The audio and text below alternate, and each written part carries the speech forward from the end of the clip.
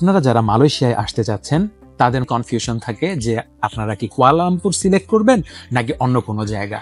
যে কয়টি কারণে সাইবার জায়গাকে সিলেক্ট করা উচিত কুয়ালালামপুর থেকে।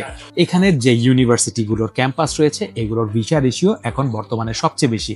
এই ইউনিভার্সিটিগুলোর মধ্যে রয়েছে মাল্টিমিডিয়া ইউনিভার্সিটি, সাইবার জায় ইউনিভার্সিটি এবং সিটি ইউনিভার্সিটি।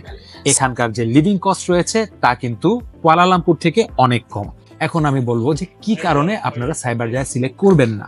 এর মধ্যে প্রথমেই রয়েছে এখানে মেট্রো রেল বা বাসের অ্যাভেলেবিলিটি তুলনামূলক কম।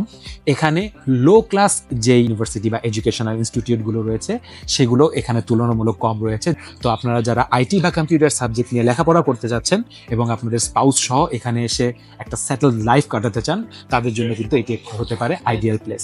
এই বিষয়ে বিস্তারিত তথ্য জানার জন্য আমাদের চ্যানেলটি সাবস্ক্রাইব করে রাখবেন অথবা আমাদের ওয়েবসাইটটি ভিজিট করতে পারেন। ধন্যবাদ।